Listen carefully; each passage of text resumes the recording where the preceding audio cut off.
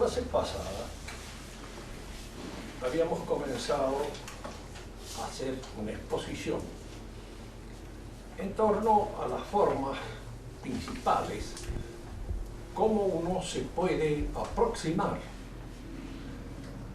más o menos racionalmente al misterio de la religión. Decíamos que la religión es un hecho, existe, se da.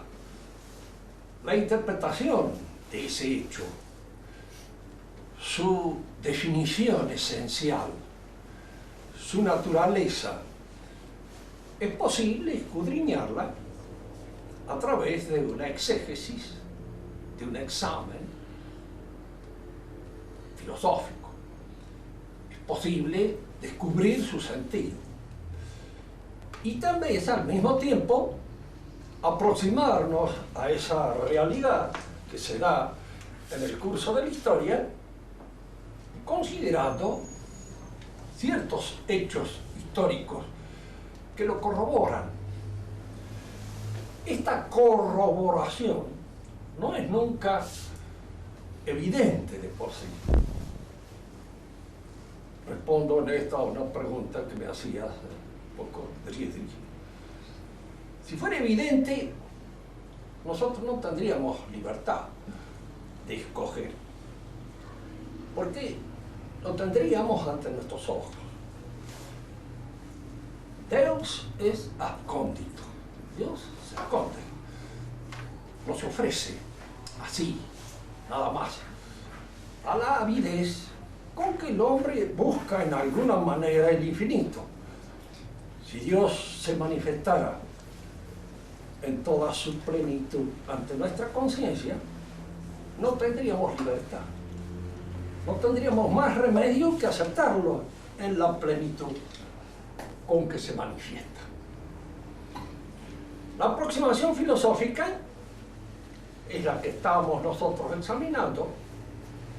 Depende en gran parte de cuáles sean los instrumentos nacionales que nosotros empleamos para expandir, purificar esta noción de lo divino y esta posibilidad de que lo divino, de que Dios se manifieste y se revele al hombre.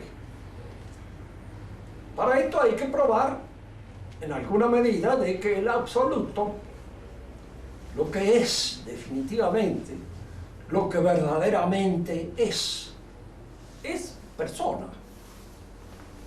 Es al mismo tiempo inteligencia y voluntad pura y persona, porque la persona es la que dialoga, es la que se expresa y se manifiesta en un diálogo plausible, en un diálogo admisible, verosímil.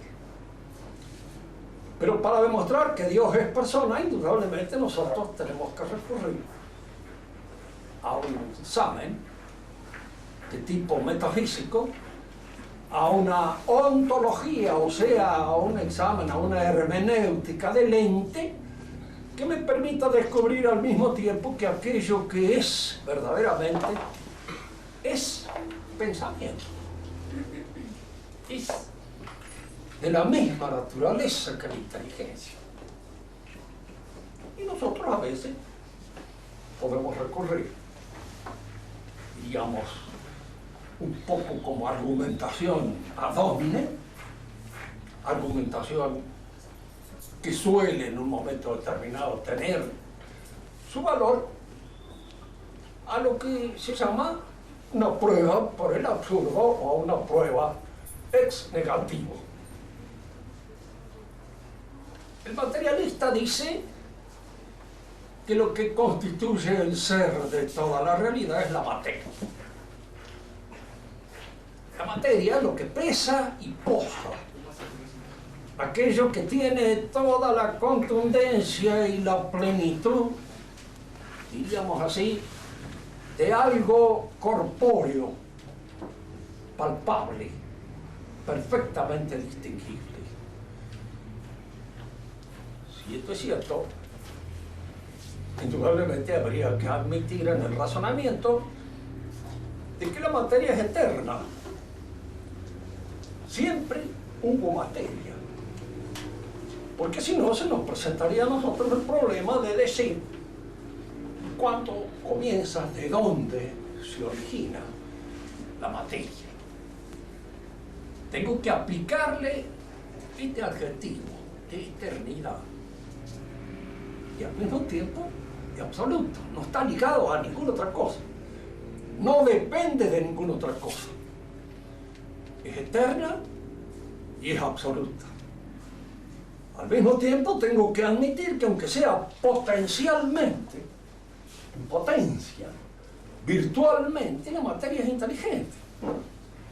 Porque hay un momento determinado en la evolución de la materia, en el proceso de la formación de los entes, en que la materia se descubre como materia.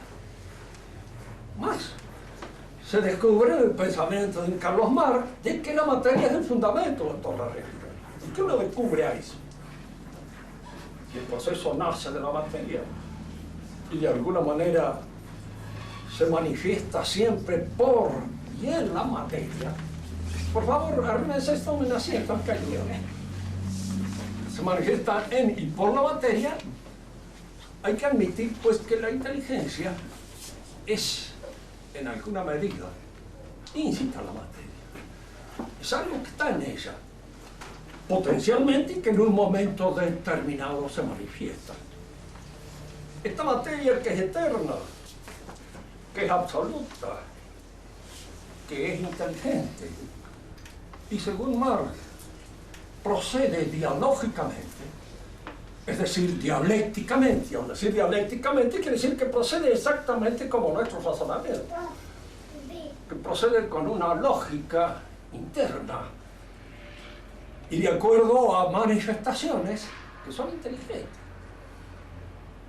¿Por qué? ¿Por qué?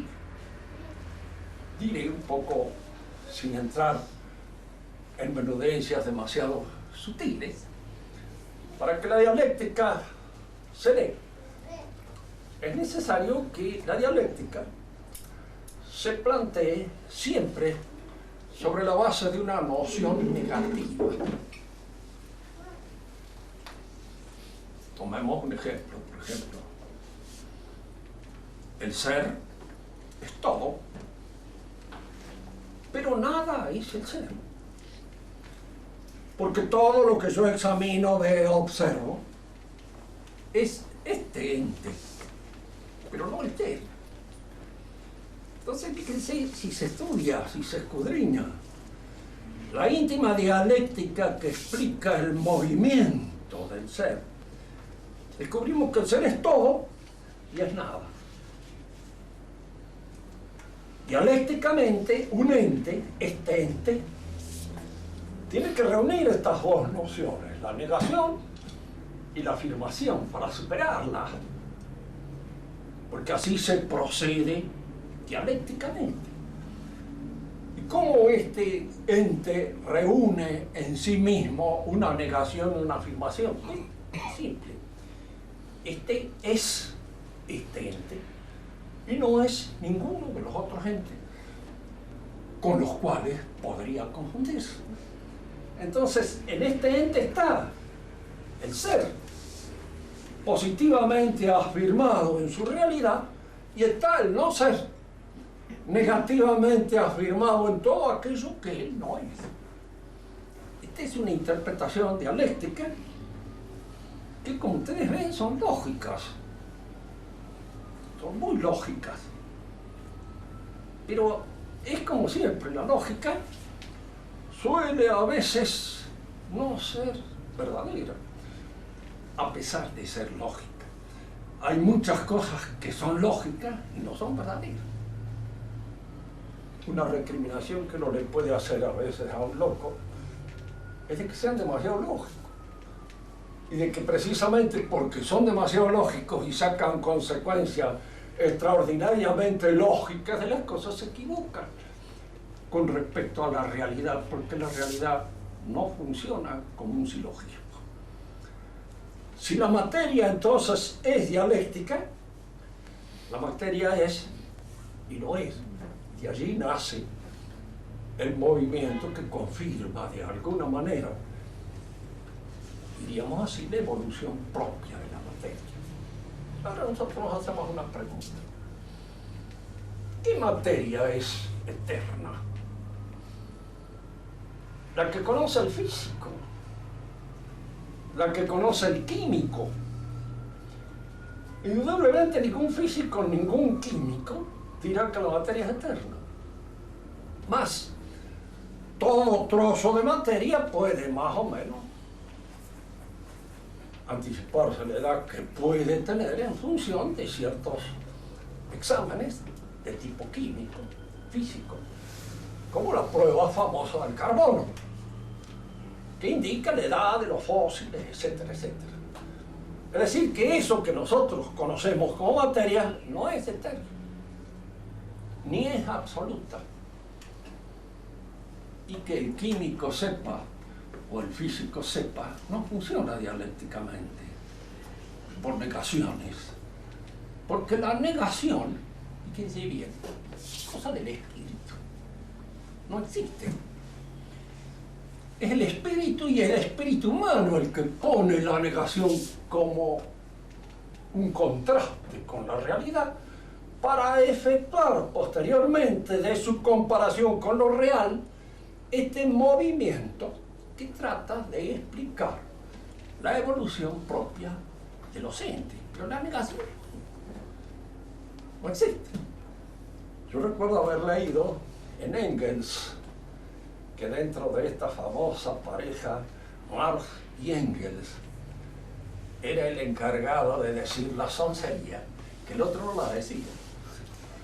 Se cuidaba mucho más de decir. Pero Engels por ahí, más espontáneo, más natural, alargaba. Entonces decía, sí dice, porque indudablemente está lo negativo, existe. ¿Dónde existe lo negativo? Lo negativo no existe. Lo que existe siempre es la realidad. La negación es algo que pone el espíritu. Y al ponerlo el espíritu para explicar los movimientos propios de la realidad, está dialectizando, es decir, logistizando, haciendo que la realidad tenga un movimiento parecido al del espíritu, al de la lógica. Una materia eterna, absoluta, inteligente y dialéctica es un espíritu.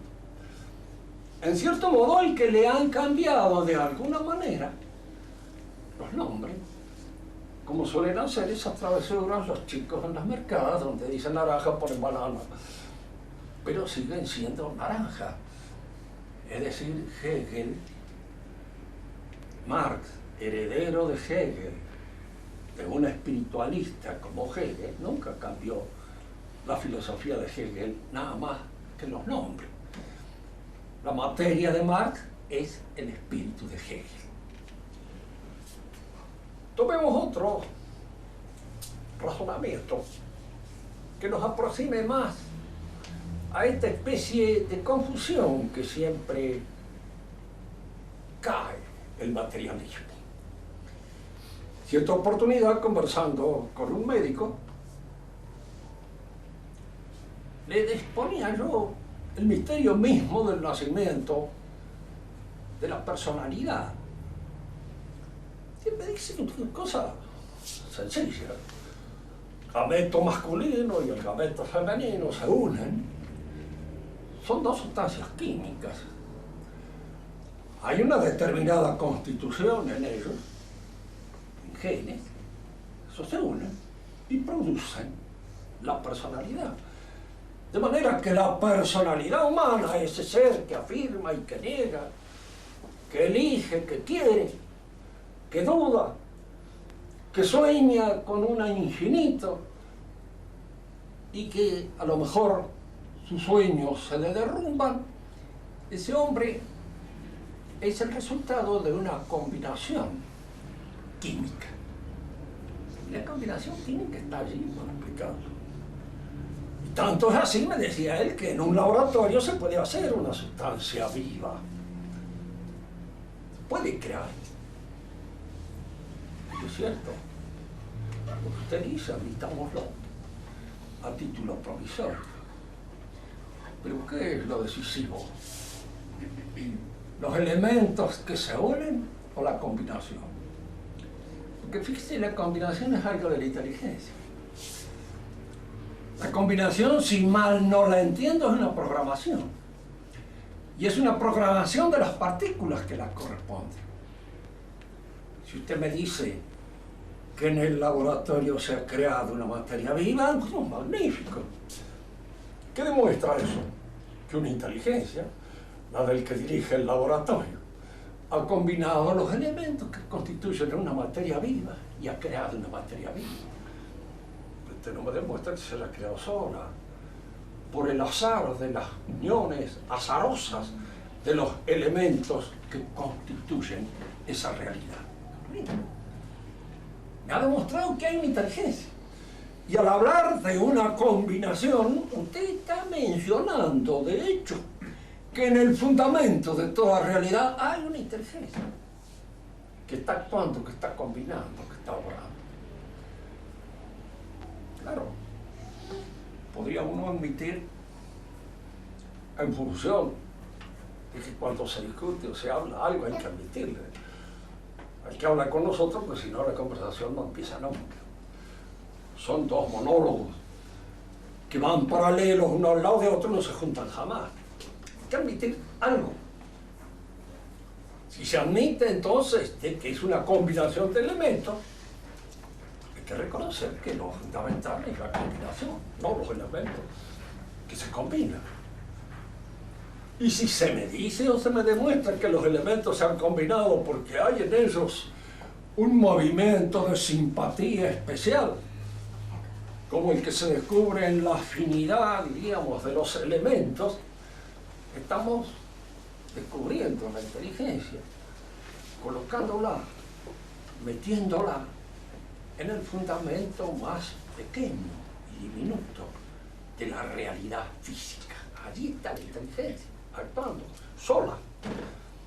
Resulta un poco más absurdo de sospechar que se trata de una inteligencia que los maneja, los dirige, los domina y los sostiene.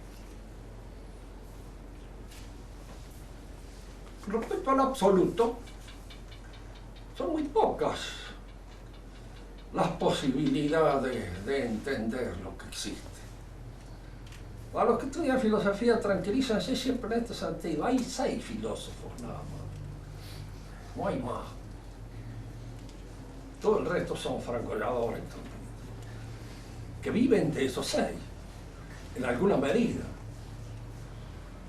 Aristóteles y Platón para la filosofía griega, que son auténticamente los filósofos, porque después con el cristianismo entran los teólogos en el terreno, un Agustín, Tomás.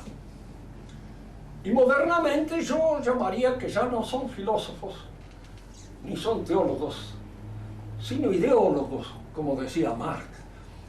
Y a esta corresponderían los dos más importantes dentro del mundo moderno, que son Kant y Hegel. Pero la concepción del absoluto, de lo que es el ser, se mueve también dentro de lo que podríamos llamar una latitud bastante limitada, medida, porque o uno supone que el absoluto es la realidad misma, sea espíritu, materia, el nombre que le demos y cualquier otra cosa, y estamos en un panteísmo en el que está Marx, en el que está Hegel. No, Kant no. Kant escapa en cierta medida al panteísmo, porque es agnóstico. Es decir, él afirma de que el absoluto no puede ser conocido por nuestra inteligencia. Se corta la posibilidad del conocimiento, pero no niega la existencia de un Dios y de un absoluto, que confirma posteriormente como un postulado de la razón práctica, es decir, algo que el hombre inventa o algo que el hombre idea porque lo necesita para explicar su propia libertad y su propia situación en el mundo. Si no hay Dios, estoy en condiciones de hacer lo que se me dé la gana. Nadie me puede imponer una moral, una ética. Y no olvidemos que Kant era acartonadamente moralista. Era demasiado moralista en su físico mismo. Seco, flaco, solterón, toda su vida vivió, diríamos así, dedicado al pensamiento. Era un ser en el cual no existían aparentemente desfallecimientos provenientes de su naturaleza. Esto un poco entre paréntesis, pero siempre hay que desconfiar de los que son demasiado puros y demasiado limpios, porque puede haber en ellos siempre un defecto más grave que aquel que afecta a los que tienen debilidades más humanas y más corrientes en el terreno de nuestras debilidades cotidianas. Barth rechazaba la posibilidad de ese conocimiento del absoluto, pero no rechazaba el absoluto, ni nuestra relación moral con el absoluto. El absoluto estaba no en la línea de un conocimiento intelectual, sino en la línea de una voluntad. En la línea de esta voluntad nuestra por realizar la obra del Espíritu, por realizar la obra de la libertad. La libertad, ¿qué es? ¿Y cuándo se da? Pero entonces hay que tener ideas claras, en este sentido, de que se habla y se barrunta sobre estas cosas de una manera muchas veces un poco caótica, y nunca de una forma precisa. Los actos libres son aquellos actos que no están determinados por ninguna ley de tipo físico, fisiológico o psicológico. Son libres. Ustedes son libres de entender el teorema de Pitágoras o de no entenderlo. Si no lo entienden, lo mismo van a seguir viviendo y van a seguir cumpliendo con sus distintas obligaciones. No son libres de respirar o de no respirar, de comer o de no comer. Todos esos actos que están reclamados por nuestra corporalidad no son libres. Son actos que están determinados por la corporalidad, pero los actos propios del espíritu son libres porque no están determinados por ninguna ley. Puedo ser. Puedo entender el teorema de Pitágoras o puedo no entenderlo.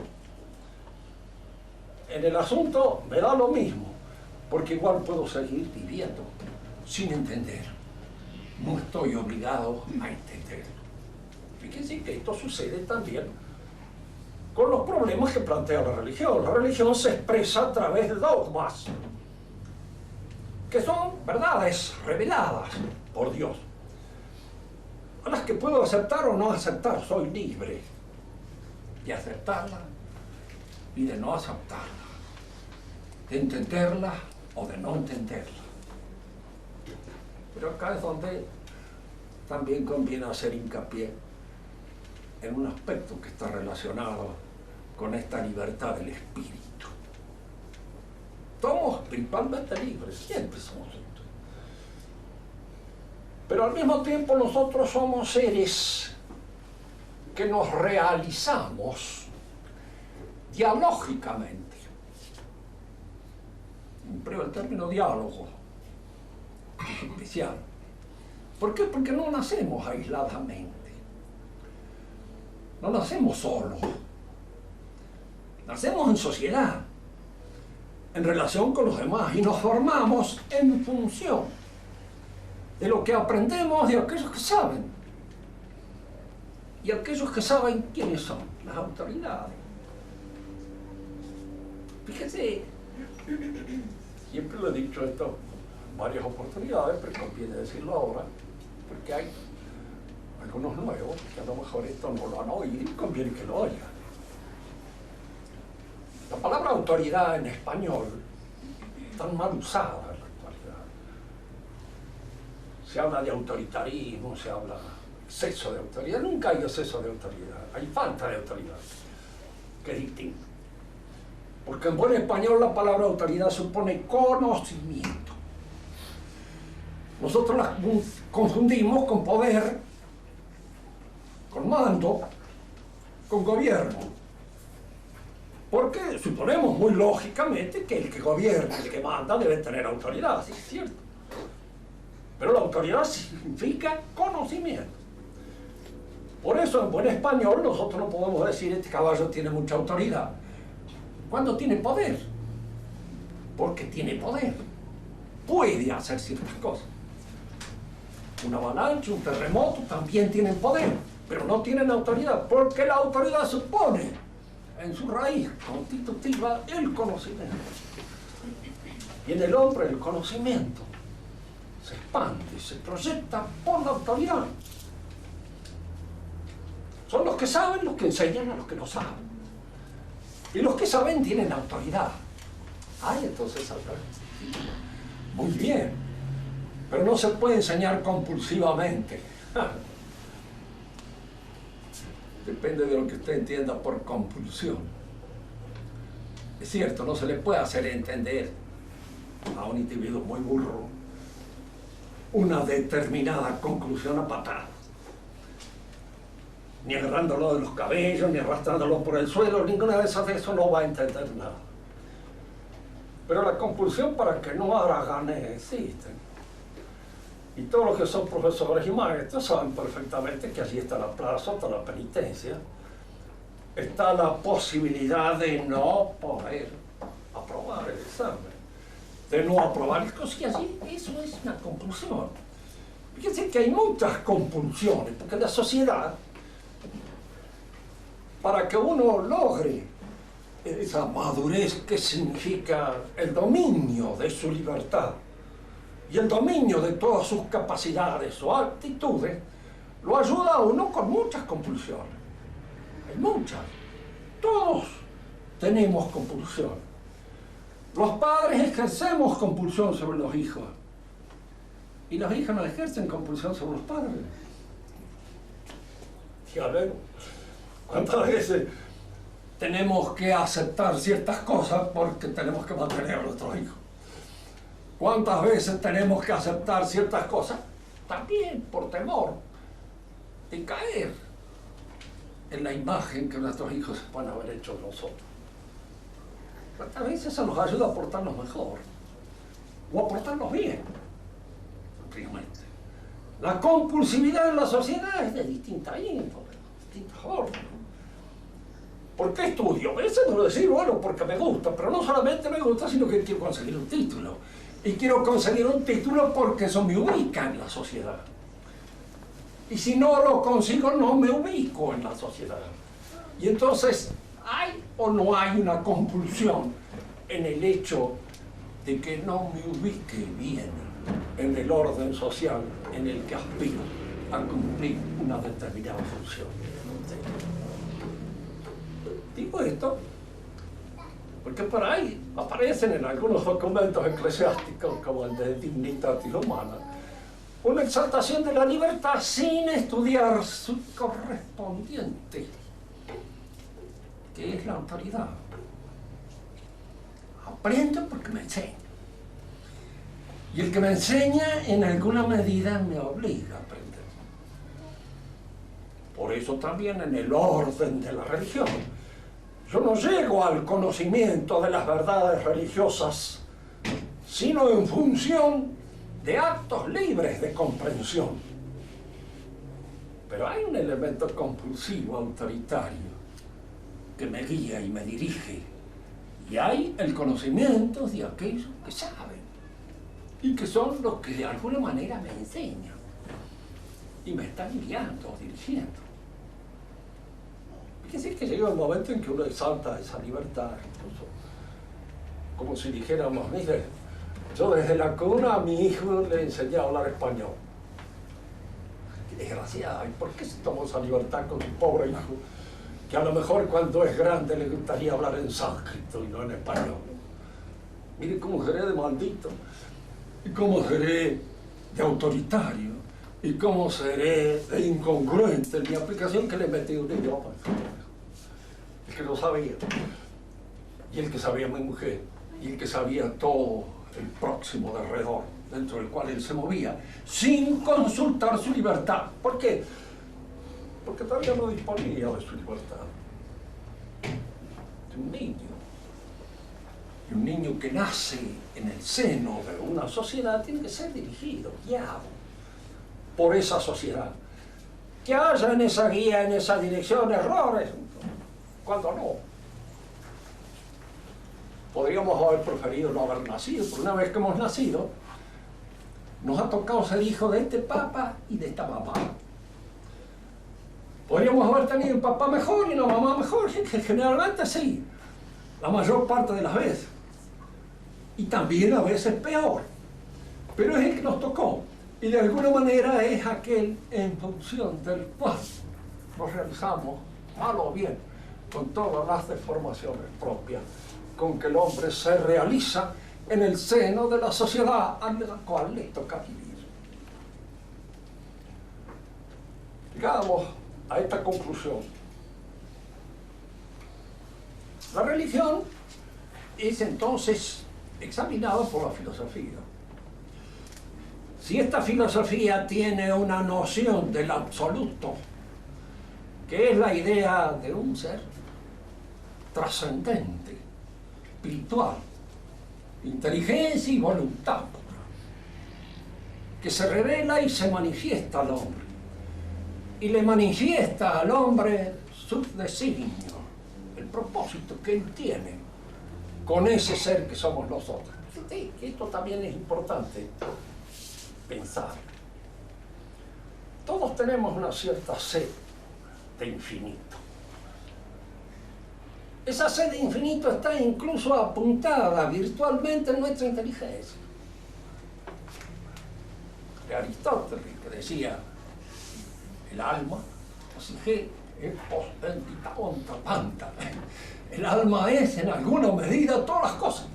Es en alguna medida todas las cosas, porque a través del conocimiento es potencialmente todo aquello que quiere conocer. Si ustedes examinan esta disposición propia de nuestra alma, hay en ella una tendencia al infinito. Con esta tendencia al infinito pueden suceder dos cosas.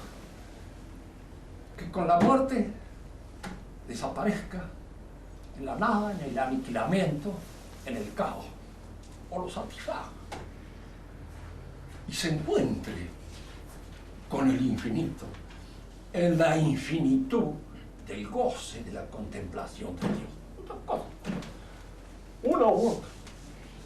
En un lugar, diríamos, es aquello que Aristóteles concebía casi como una imposibilidad, de que haya en la naturaleza una aspiración que no se cumpla. Ustedes me dirán, hay mucha gente que se muere de hambre. Y en la naturaleza de ella hay una aspiración al alimento que indudablemente no se cumple. Pero no porque no existe el alimento. Tienen por razones X que pueden fallar.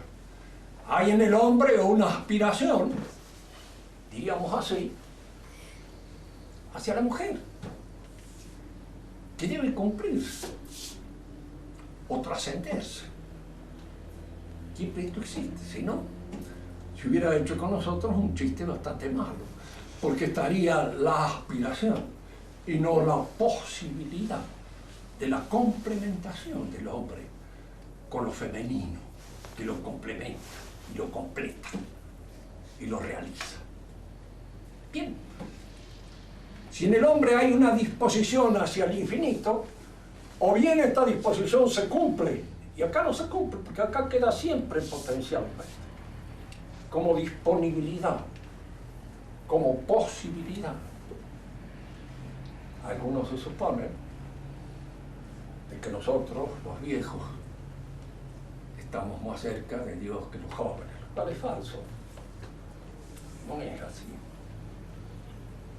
Los jóvenes tienen muchas tentaciones de jóvenes y los viejos tienen muchas tentaciones de viejos. En las tentaciones juveniles hay indudablemente ese ánimo, ese impulso propio de lo juvenil, que a veces a uno le enceguece y no le hace ver el verdadero sentido de las cosas. Pero en el ánimo del viejo está la depresión, está la posibilidad, porque unas veces me dicen el sufrimiento enriquece a veces, la mayor parte de las veces lo embrutece a uno y lo deja completamente idiota. Y hay un sufrimiento que no es nada más que ese gemido de la carne, esa angustia. Así que no me hable de eso, por favor, vamos a otra cosa.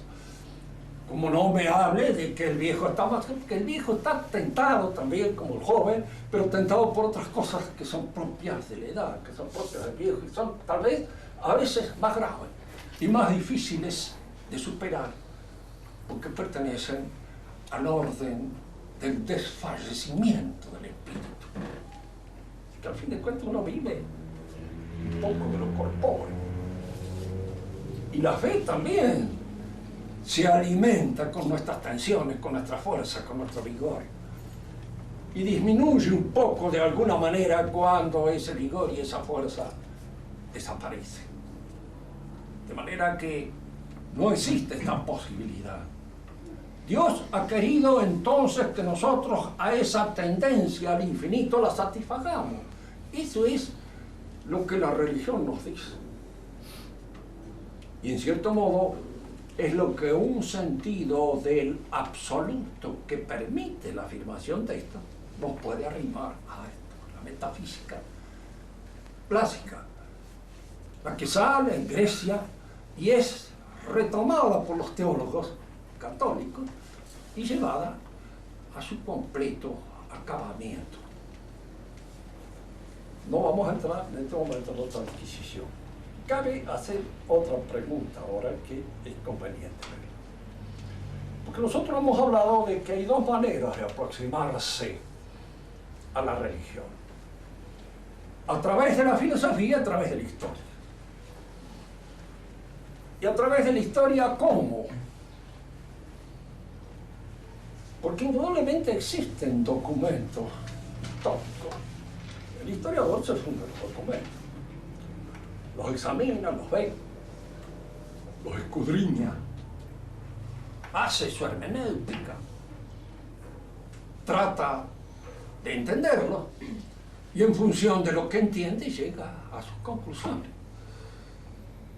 ¿Cómo se puede en la historia probar de alguna manera de que este Dios, concebido así por la filosofía, se ha manifestado en la historia, se ha expresado? Hay un pueblo de Israel, que es, podríamos decir así, dentro de la historia de todos los pueblos de la tierra, un mutante. ¿Cuándo inicia su historia? ¿Cuándo comienza?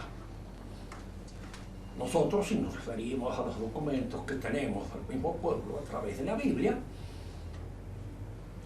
se inicia esto con la historia de Abraham. Abraham era un personaje que pertenecía, de hecho, por su índole, por su raza, al pueblo sumerio o acadios.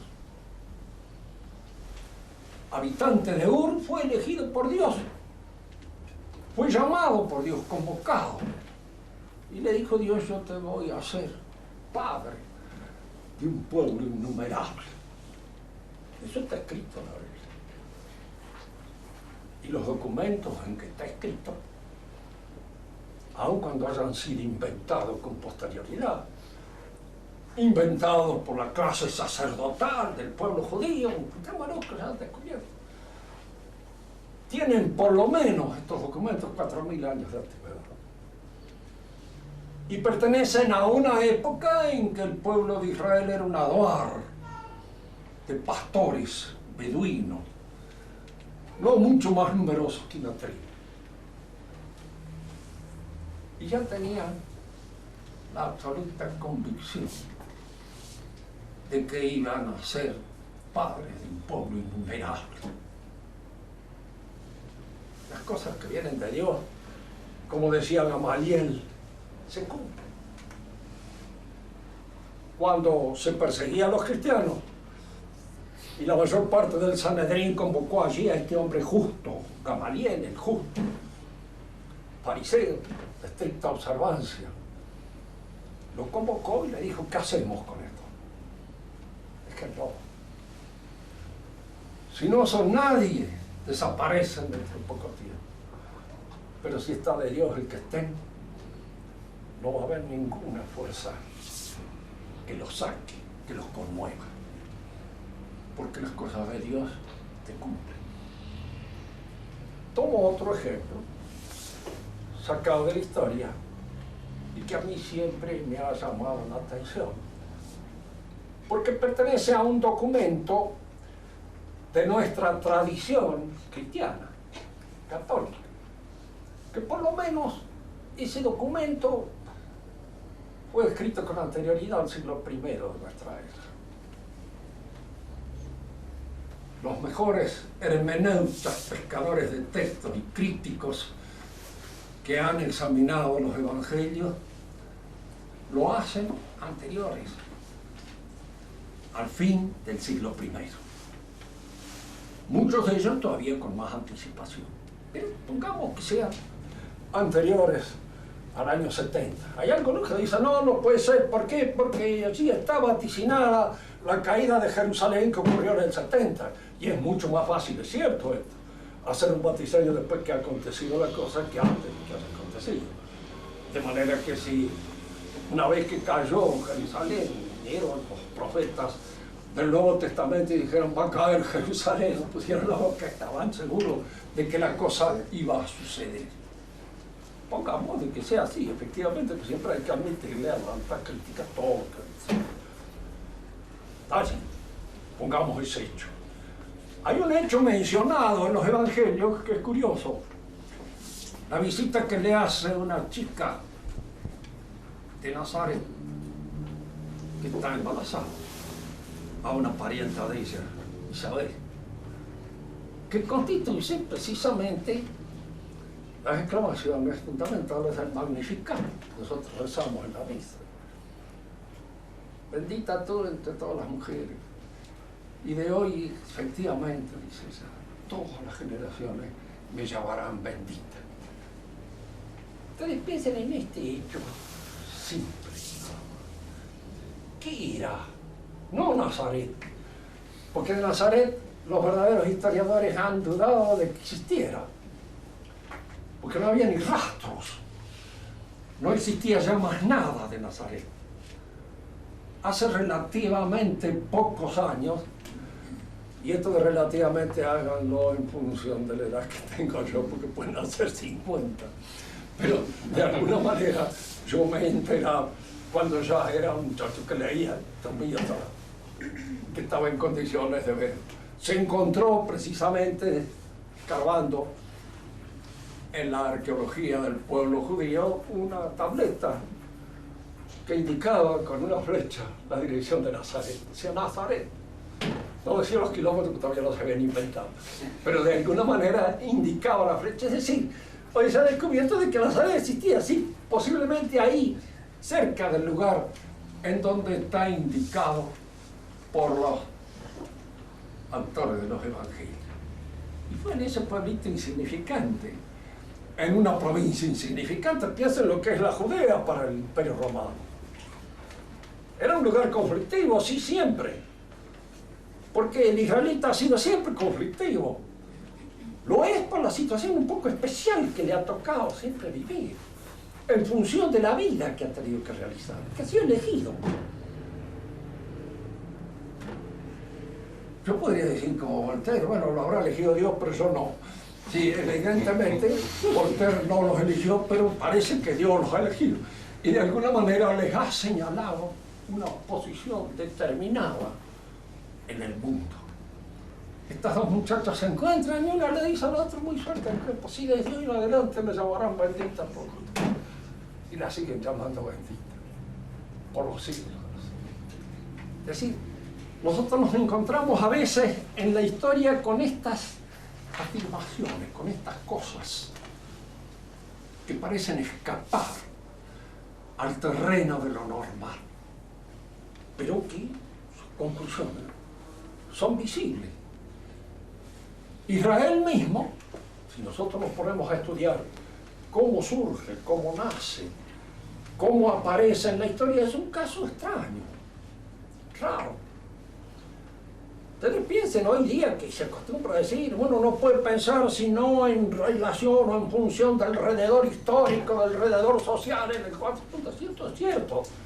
Son todas cosas muy ciertas. Somos argentinos, aunque nos pese, como decía François Villon, je suis français, bien qu'il me poise, porque precisamente por las leyes francesas al otro día lo colgaban, y entonces decían que era francés, pero que le pesaba mucho, precisamente por ese hecho, que al caer dentro de la jurisdicción francesa, al otro día tenía que morir en la horca. Bien qu'il me poise. Nosotros somos argentinos, somos. No podemos eludir la influencia de nuestro medio en el cual nos hemos creado, en el cual nos hemos formado, frente al cual nuestra libertad se pronuncia, pero se pronuncia condicionada por todas esas cosas. El pueblo de Israel pertenece a un mundo que lo rodea y que de alguna manera ejerce sobre él su presión, pero se comporta de una manera diferente, distinta. Y es curioso, este pueblo que no tiene filosofía, que no ha pensado nunca, jamás, absolutamente en función del ejercicio filosófico, llega a la conclusión de que Dios es el que es, el ser. Hay un documento antiquísimo que según la tradición pertenece a Moisés. Según las exégesis, yo no sé, porque en materia de exégesis hay muchas, y las hay distintas. Cuando a un exégeta no le gusta lo que dice fulano de tal, inventa, en cierto modo, no, esto es interpolación por esto, por el otro.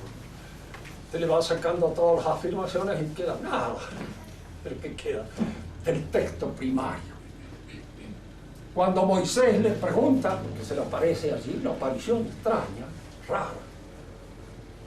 Dice, ¿a quién debo invocar cuando me dirija al pueblo de Israel? Yo soy el que soy. Esa es la traducción. Ego sum qui sum, dice en el latín. Los 70, en la edición griega también, traducen, soy el que soy. Este es el término que más o menos se acomoda a este vocablo que en hebreo se pronuncia Yahvé, poco más o menos, el que te envía. El pueblo de Israel sabe entonces que Dios es el que es. ¿Y qué son los demás dioses que idolatran los distintos países paganos que los rodean y cuya presión constante, permanente, están sufriendo? Isaías dice una mala palabra con la cual quiere dar a entender el valor que tienen los ídolos. Son caca, nada, son basura, eso es lo que son. Todo lo demás, ¿cómo se llega? Fíjese esto, es como si dijéramos nosotros, mire, y alguno que puede decir, la democracia, la sociedad de las naciones, tutti frutti, me importa 3 pepinos, que son todas cosas para engañar al sonsaje. Es una afirmación que hoy puede ponerla a uno en una situación muy delicada, porque ¿cómo ha llegado a este razonamiento de depuración mental? ¿Cómo lo ha logrado? ¿A través de qué esfuerzo? Y cuando nos encontramos en esta afirmación del pueblo de Israel, podemos decir, porque esto lo hubiera dicho Platón, bueno, entiendo, porque era de alguna manera el heredero de toda una ejercitación filosófica. Lo hubiera dicho Aristóteles también, porque lo hubieran dicho estos pastores, bueno, creadores de chivas, que lo único que hacían era criar chivas. ¿Cómo han llegado a esa conclusión?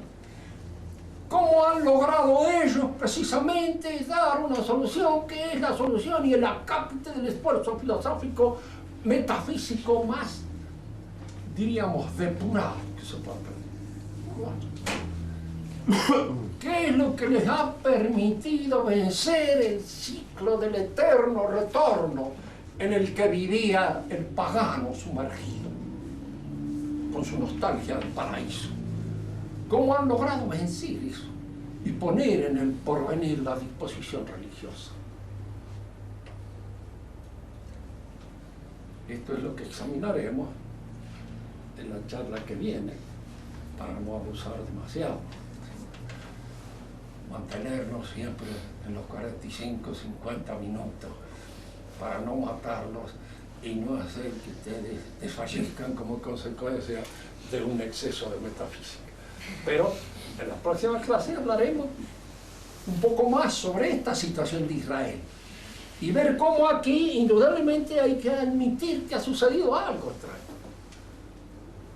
Es la historia de Israel la que nos permite arrimarnos de alguna manera a un suceso que nos pone en contacto con la religión, la verdadera, con lo que es la religión. Anticipamos un solo hecho. La religión es un proceso único. No hay varias religiones, no existe. Si viene de Dios, efectivamente, como cree el creyente, es uno. Dios no puede haber hecho varias religiones porque se peleen entre ellos. Es una sola. Este proceso nace con el primer hombre, se purifica en el pueblo de Israel y corona con el advenimiento del Cristo, en donde la religión se consuma, termina su ciclo de revelación, se manifiesta allí en la plenitud de este advenimiento de Cristo. ¿Qué es la religión? Y si alguien me dice que son las religiones paganas, son ecos de la religión primitiva. Lo que tienen de religiosos es eco de la religión primitiva. Y lo que tiene de superfetación son añadidos de los poetas, de los distintos instrumentos o vehículos humanos que han ido transmitiendo la tradición. O son cosas, según la tradición, del demonio. Porque según la tradición existe el enemigo de Dios que se mete en las cuestiones religiosas y crea actitudes religiosas protervas, malvadas. Esto también lo vamos a examinar a la luz de la etnología y ver cómo hay pueblos que efectivamente parece que estuvieran inspirados por un demonio especial. Esto es lo que la religión es. En el pueblo de Israel esta religión se purifica, pero aparece Cristo. Y es aquí donde continúa el misterio, porque parte de Israel se hace cristiano, parte no. Y la parte que se resiste al cristianismo es a lo que nosotros damos el nombre de judío, porque fueron los descendientes de esta tribu de Judá los principales sostenedores de esta actitud anticristiana. Por eso hablar como se emplea hoy de judeo-cristianismo, los judíos protestaron en Francia, cuando el arzobispo de Francia, que es Monseñor Lustiger, de origen judío, contra un nacimiento, dijo que él era judeo-cristiano. Entonces los judíos le dijeron, no, pero ¿es cristiano o es judío? Dice, no venga con que es judío-cristiano, porque esas dos amalgamas no se juntan. Tenía toda la razón del mundo. Porque en cierto modo, de donde venía la actitud, diríamos, de querer ganarse una simpatía que no hay ninguna necesidad, es del otro. ¿Quieren hacer alguna pregunta? Hablen con toda la voz que tengan, porque Dios me ha hecho sordo para precisamente evitar que el estrés me consuma. Vamos, señora. Muchas gracias. Dios me amable. A ver, Sebastián. Bueno, un ente, ¿cómo se distingue de otro? Un ente, ¿Cómo se distingue de otro? ¿cómo? De otro ente. ¿Cómo se distingue? Sí. Si no lo distingue, está frito. Entra en una confusión total del mundo, ¿no es cierto? La palabra ente, en castellano se puede emplear perfectamente bien, es un participio activo del verbo ser. Y todo participio activo, supóngase escribiente, es algo, un sujeto, que realiza una acción.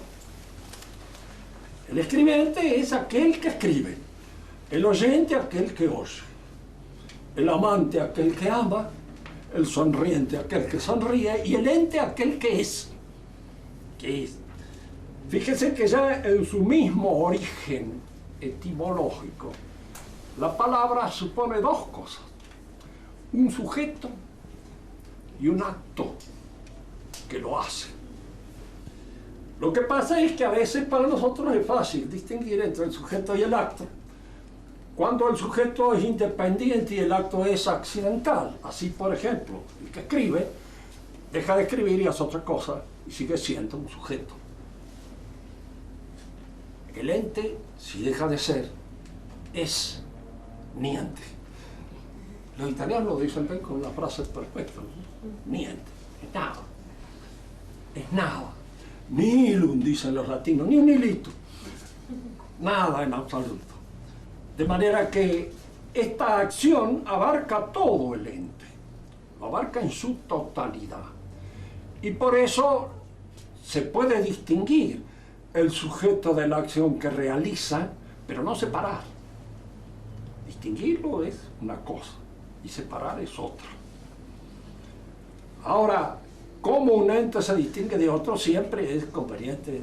Si no se distingue, no alcanza a ser un ente para nosotros. Porque recién reconocemos al ente cuando lo distinguimos.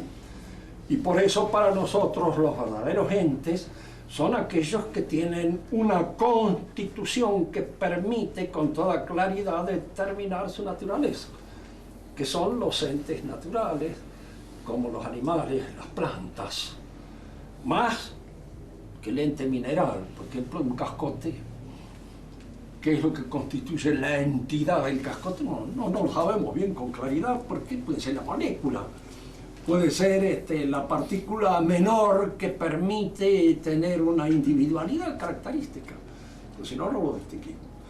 Pero es fundamental porque para empezar a conocer hay que distinguir. Es decir, fíjese que voy a decir una herejía redonda en el sentido de la ONU, ¿verdad? Para poder conocer hay que discriminar. Discriminar significa distinguir. Y distinguir significa identificar. Hoy día no hay que discriminar. Dios me libre, ¿no? Yo ya no estoy en condiciones de discriminar mucho, pero si no distinguiera ya más a una chica de un muchacho, ya estaría ya completamente. ¿Eh? Es decir, estas discriminaciones significan el acto del conocimiento. Hay conocimiento cuando discrimino, hay conocimiento cuando distingo, hay conocimiento cuando sé perfilar lo que constituye una realidad y lo distingue de otra.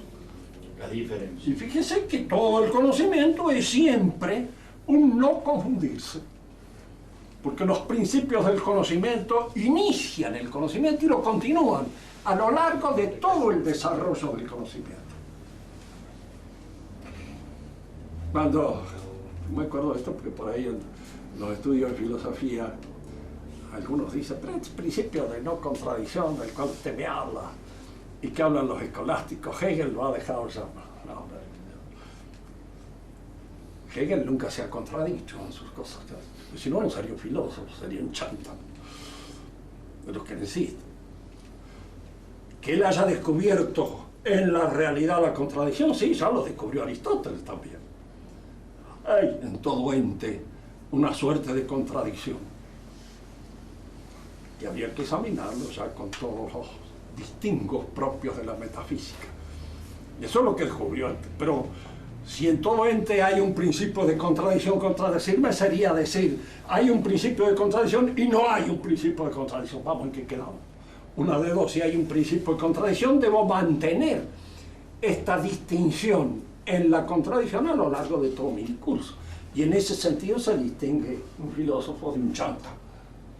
El chanta es el que se contradice cada rato y que cada rato lleva por delante con las cosas porque cae en contradicción. Y el filósofo es el que, por lo menos, en función de la idea que él trata de perfilar, no se contradice. Que hay que empezar por distinguir. Discriminar. Digo, porque ellos se emplean los términos en el periodismo. Es que cada día son más analfabetos. El otro día leían un subtítulo grande. Un ómnibus cayó a un río lleno de pasajeros. Parece que el río estaba lleno de pasajeros.